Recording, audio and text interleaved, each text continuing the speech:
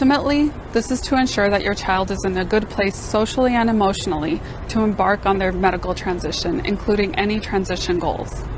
This comes in the form of communication or a letter from their therapist that meets standards provided by WPATH, the World Professional Association for Transgender Health. Whether you're seeing a social worker at Phoenix Children's or elsewhere, plan on regular mental health check-ins with someone from our team. Think of it in the same way you would a medical visit. It's essential to your overall health and well-being. With that in mind, I'd like you to hear from a patient of mine, Rue, and her father, RC. Hi, my name is Rue. I use she, her pronouns. I started transitioning when I was 12. I began my care at Phoenix Children's Hospital probably about a year or a year and a half ago. It looks like it's a lot of fun. My time with Giselle, we just talk and laugh and play games. I feel like I've just become much more comfortable in my body and much more confident. We need to talk about what's happening in Texas. The governor is trying to take away vital health care from transgender kids and labeling it as child abuse. Giving gender-affirming care to transgender children is medically necessary and supports their health and well-being. Did you know in many states you can get certain types of health care without your parents being there or ever finding out about it? It's today's Daily Doctor Facts. To figure out if you can get care sans parentals, go to your state health department website and find the laws related to teen health, consent, and confidentiality. Let's talk about the pronouns per, pers, which are neopronouns that anyone of any gender can use to affirm and express their identities. Per, pers pronouns are based off the word person, and they're basically pronounced in the same way. Let's practice with an example. If I were talking about someone who uses per, pers pronouns, I might say, as soon as Per introduced herself, I knew we'd be friends. Her energy is radiant, and I cannot wait to see Per again. So I thought I'd bring you an update of the whole gender identity situation and how I'm handling it in my classroom.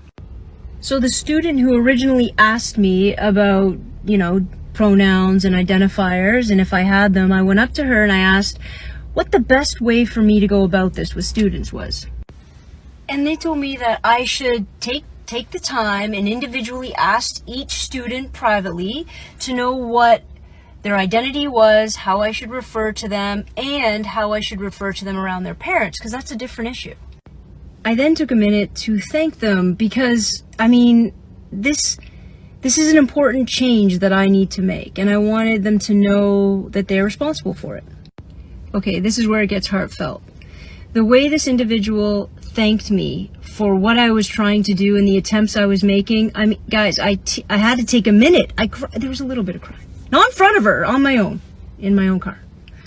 In my last video, I told you how adults are my problem, and I have to get them to take me seriously, which means I have to consistently remind people to take me seriously. I have to set up boundaries. If people do not use the correct pronouns, the correct language, the correct title, the correct name, then sometimes I am forced to remind them to.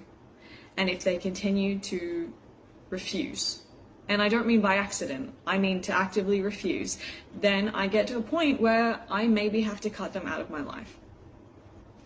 Kids, their brains are more elastic than that. They get it, they don't care.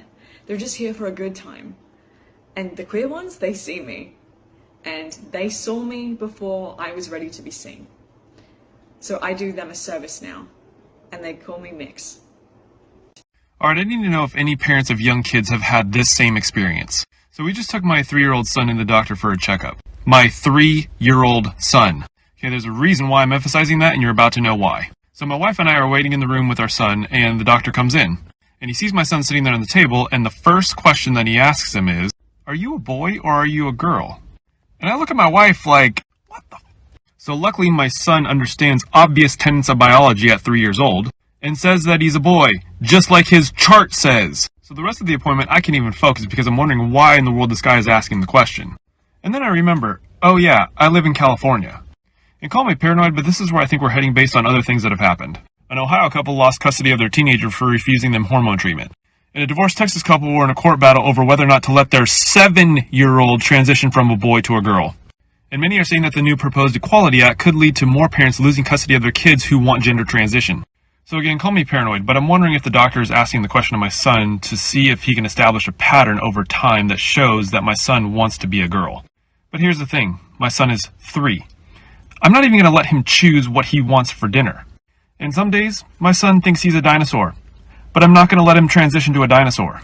And being in California, this is probably going to happen to people like me first, but I don't think it's going to be long before we start seeing parents lose custody of their young kids because they're not letting them transition to the opposite gender. And I think pediatricians are going to be the ones who are going to start calling it out.